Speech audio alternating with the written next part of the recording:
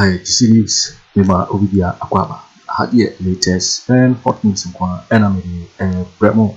Anuti, so we are subscriber ya, or more than say over subscribe to the channel. Your way say over click the subscribe button. Now, what barely notification.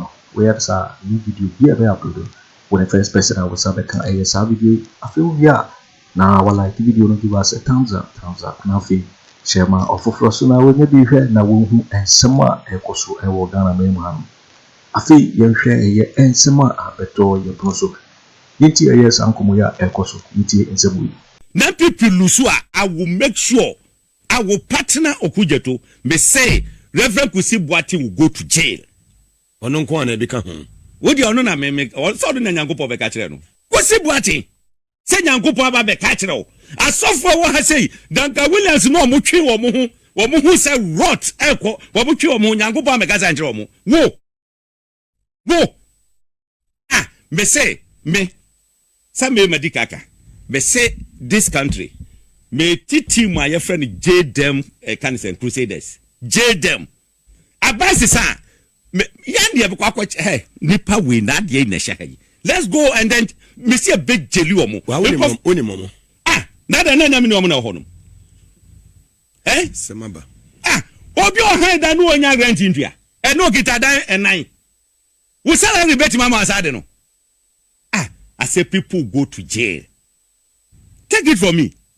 And people will lose and people will go to jail. Na eja wo bia wo Ghana ha nti wo se hunsuro. Oh, misro. Se Jáil mo na mudika bie ya. Na ye kyei. Na ye. Ube ho anse power beba mrebi. That fe say oh, Mugabe graduate kasado do DMV oh. You are watching Juicy News on YouTube. Hot news all time. Me menya say your mama na ndi se be say Sedu agongo mo ne wo mo bre eni ade. Ubedru ha fe yes oh. Agongo de bia no na court. De bia 8 years. So hu ne no. This is a wake up call to all political parties. Wo more bre no. Edru so a montimi ona won. At least wo mo so be hu say adwuma ye no. Ya anya adwuma hu. So hu de no. Yes, ye be fa so ni achia mpenifo ahodo a eya na omofre. Me say nansei yewura Sedu agongo frame oh hope say bibia you okay baby o woni okay what say yes accident bi onu aframe or finding out me ho te say Julius Debra mo ni ade mpenifo ahodo bebre oh so so party a me koma wo mo no omu bia krampo anti manfre mate say say bi kra kokoda ase omu kokobo afore ese manya so wanya kan kwanji manya kwa Hopeson me na me ka chiro wa wo so kototo de yin me so omu kobo afore omu kobo afore na court case na kwesi sen oh I charge one na say yes Agya call for docket no for advice da be sin kan me I was sent wo kwa ni post ma me metwe na be gina court you were sent to where eno no adwuma akoye wo vote no me say what they say beko anya program bi a we vote Ufrikita right me fracha bia in Kita yeah constituency right the 10 people did not get it well many opportunity let me explain it. The 10 did not happen in voter region. It happened I went to Togo. Me move from Paramountcy to Paramountcy. So every operation was done in Togo, not Ghana. People should get it clear. Omo akoye sa operation no. What say your friend wa odi omo baba? What say? Me ana me ko ho, wa na me suma no. Me ana me ko ho. Na hefo na suma omo akototo dynamite. Odo omo nyambotre. Ye dru ko to ho omo hu. Hey. Ye dru ko to ho obi abehu. What you say? Wa kokodosa. No. Me nko ye adwuma nso eche emre. One of the trips me call Togo 6 times before the dynamite na me ko fefre hin. What say? Na me ko fa dynamite ni. Dynamite no ma me explain ho no. Togo sisi ya na okache boys sisi omunkoto dynamite mrawa omude firecracker wonse firecracker Hopeson Adorye kese pa de timi 20 something eno mko akoto abro so ne ate no tena na mudi operation I don't know my friend dynamite eti say enkomo enu mkokodi ye eti omuto pepepe na that was in 2016 right 2016 eti adina shase tutu na manfo odwane NDC voter region will tell you say election day omo mu call sa villages ni na omo do ho no be any village o papa mo nyina ya papa mo nyina ko ya na wo yes ade ya wa region for enye ma anya ntia me region for. That is one thing we should get it. But you are from voter. I'm from voter and I did not do it in voter region in Togo. It is wrong for Togolese to come and vote in Ghana. That's why let's settle that first. What is it? Now say no party me say NDC can say NPP across the San Crofo free Cote d'Ivoire so metwaba. You allow it? No, we should not allow it. So it was a strategy. Now how can a Togolese come and vote in Ghana?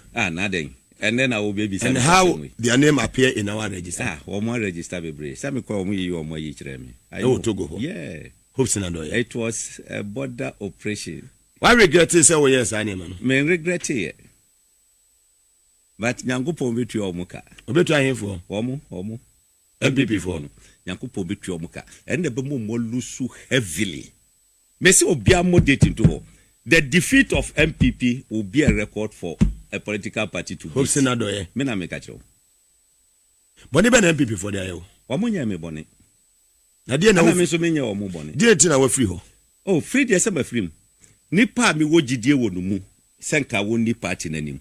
Ana omu chinchim ni nsa. Ni nyina because of sa Agyapadie buku. Ni nyina wom. Hwe Agyapadie ena me kire mu ade bi. NPP for na omo I mean reason, use your brain. Adwena Nyankopon dia two team. Use it. Threat messages na dia wunya no. Me phobia. Na NPP for why na so no betimasi manim. Omo mu why? Yeah, bema. No, omo mu why na so betimasi manim. They've tried. Omo antimi. They tried. Yeah, dem crofo ba be gina omo kita tu yin emfa. What? Me wo to I will get the ayo. What is it? I'll get the signal. And to what? Me say me paramount chief your friend will talk this three. Allah. Hopeson Adorye. Try o matra bebe ebini. E ko busum si nyina yi. Ababa wa bi di me ko bosom so. E wo ayi bunu is ho ba bi.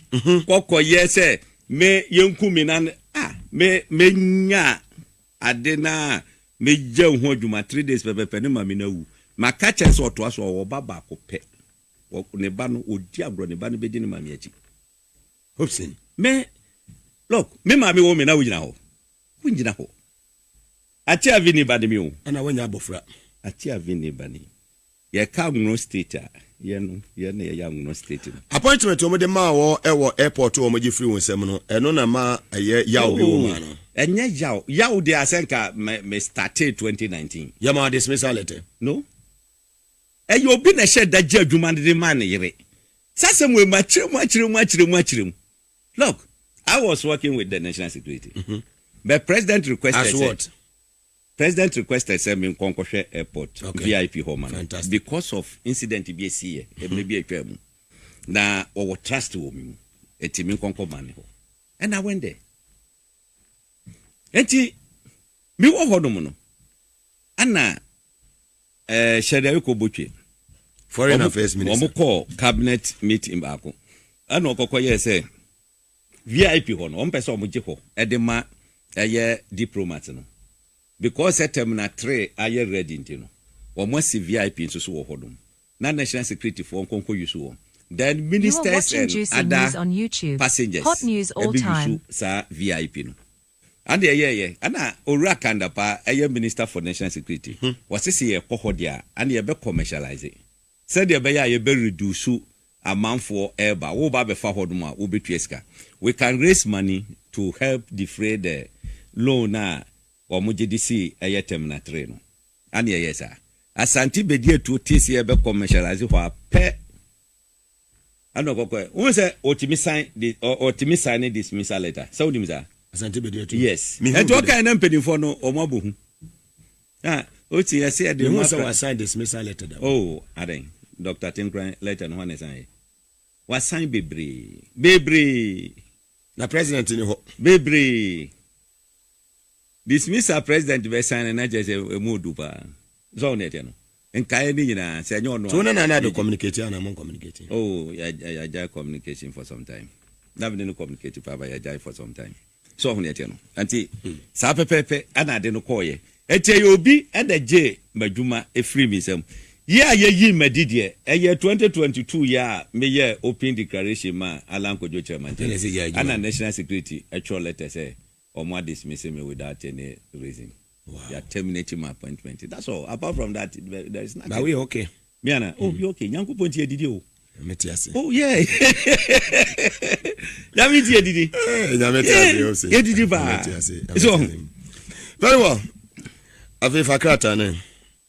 Before say me bakrata no so. Osofo na e friend no Kusi Boateng, Rev Kusi Boateng. O di mi no. Yeah, o di mi. Kwa diplomatic passport. Say oche say o say nyanko pa be ka kire ni say Bawumia na be weni aba no. Mate ba ono obi ahu na wo mo no hu. Nyankopon kasa nkyere kromfo. Nyankopon kasa nkyere kromfo. Ghana sika ye de kokosha yi mu a chese aye waste. Na papa timi kase wo no timi bo aban bosia. Hey. Efa de tis as bi. You do all these things and you come and tell us say Nyankopon aba be ka kire say papa ni ekohwini. Kwesi Boateng. Where you coaching? Look, me say me I will join Okudwe to Abrakwa. We'll make sure say Kwesi Boateng will go to jail. Hopeson. Me na make achiro. Baby Nyankopon fa ebe chire ne say Bawumia ebe win elections no. December 7 they are going to lose. NPP will lose. NPP lose I will make sure I will partner Okudwe to me say Rev Kusi Boateng will go to jail. Ono nko na bika ho. Wo di ono na me so do na Nyankopon be ka kire no. Eti ade no ko jail ho na Nyankopon ba be yi na free ho. Obe ko jail. Waye bone me. Na wo ko jail na se de hard labor ka ho a. Emre bia be ma na so apan. No wasanwea no afele pete ne saa kwa kwesi se pete no besili. Obe so anwea fele pete ne saa. I mean, what can we entertain such a ye your society mo? Why? Why? Kwesi Boateng say Nyankopon aba be ka kire o. Asofo wo ha say Danka Williams no mo twi wo mo hu say rot ekwo wo mo twi wo mo Nyankopon be ka say kire wo. Wo. You are watching Juicy News on YouTube. Hot news all time. Me Sammy medikaka. Me say this country me titi my friend Jáil Canisen Crusaders. Jáil Abasi sa Yandi be kwa hey nipa we na de na sha. Let's go and then me see a big jeli omo. Oni momo. Na da na me no omo na ho no. Semaba. Obi o han da no onya grant ntua. E no kita dan enan. We salary bet mama asade no. I say people go to jail. Take it from me. And people will lose and people will go to jail. Share. Dear man who say NPP belusu. Now this will be catcho. And share for time. Nesika e woho. Na that time NPP vote you guys and this vote you guys one people for kwesi koke sika na be go o manimu. Na wo hodo ma bank afro say qualify for loan. NPP antima anwe ne tetem. Na ene. Hey, say the real my say. Look, Mogabi, my chin Ghana, me call rounds. Me time to say, upie na wo hwe how people are yearning for change. Sunday, me Kwaku movie. Me call them NPP, omo ye rari wo atimpoku. Eastern region. Na ye dru ho no, ye kita ye PA van no. Ana ye ko, timimika de animu na di akire. Ana elbonyum. Omuhu ya do ma ana me Rome yi me ye science me se nkrofo de gina ho nyina omo hye MPP atade no omo nyina ye sei enya trosemo Mrs Sunday e watimpoku adam ga jom se won we nu nyina no omo ni na mo mba bi ni akose se omo hye omo atade e de eti oye change na omo nyina omo ye sei omo ye change Sunday yawo very well Sunday akwesi dey yo me say NPP lose no ho. Me say it's going to be a record. Yo tipo we ni ensema aba betuga. Ka say this news so na wo hwe no. So we yan subscribe ya bomodi an say o subscribe no like it na fi was share video no is answer had the latest and hot news kwa enemy the bravo also betting actually what you fire and somewhere now comment box no in my next video. Thanks for watching. Like and share the video. You can also drop your comment. Please don't forget to subscribe. Click on the bell to turn on the notification.